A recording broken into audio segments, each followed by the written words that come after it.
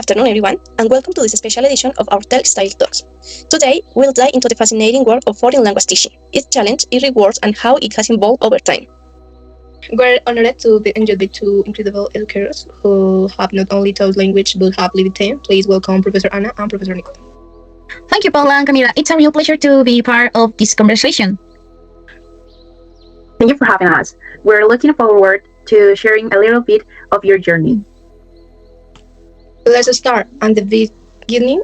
Anna, what first trained you into the world of language teaching?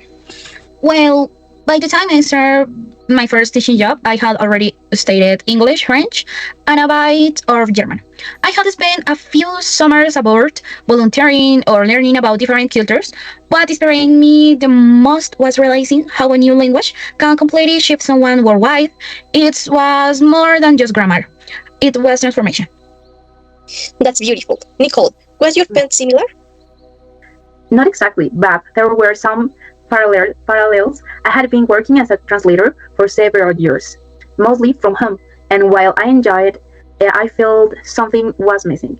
I had always wanted to work directly with people. So when a friend told me about a job opening at a local language school, I went for it.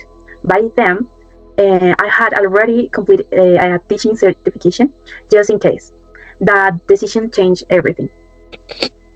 I can relate to that. It's amazing how those just in case moments shape our future. Let's talk about challenge. Teaching a language, especially to beginners, can be thought what have been some of the hardest moments. There was a time when we had adopted a new immersive methodology at our school. It was studying centered, very dynamic, but after a few weeks, we realized students were feeling lost. We had accepted they were ready, but we hadn't prepared the note for such a radical change. We had to pause, go back, and reboot to plan with more support and scaffolding. Oh yes, something similar happened to me. I had designed a series of lessons using only authentic material, news articles, podcasts, even movies. It worked wonderfully for advanced learners, but I soon found that lower-level students hadn't had the background knowledge or vocabulary to keep up. I had overlooked how intimidating that could be. And then came the pandemic that must have added an entirely new level of complexity. Absolutely. No one of us had imagined we had the teaching from or kitchens or bedrooms. Most of us hadn't had any prior training in online instruction, so it was a steep learning curve. I remember staying up until 3 a.m.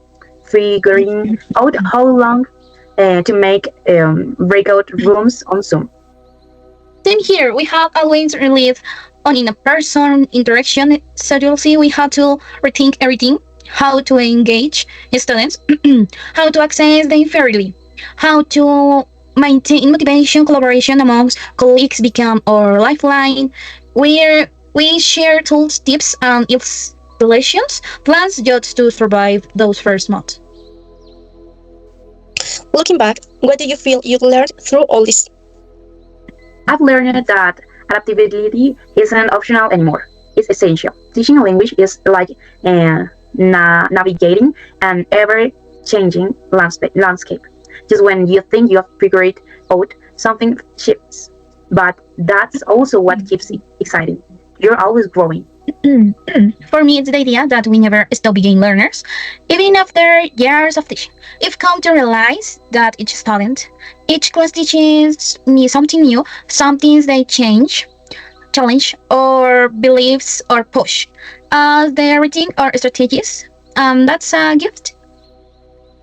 That's powerful. Has there been a particular student or moment stuck with you?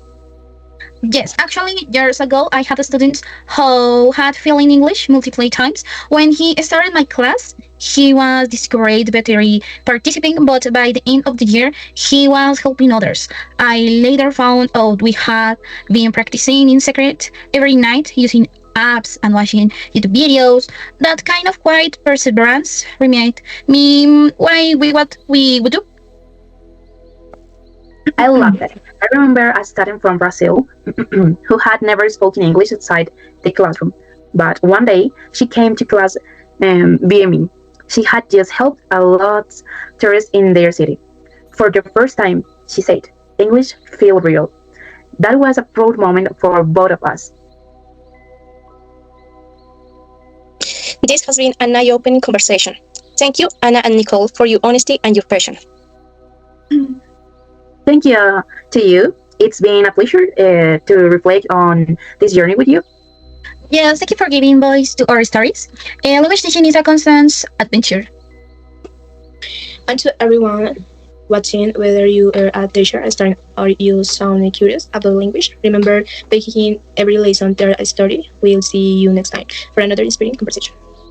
Thank you. I hope you to share more moments like that with you.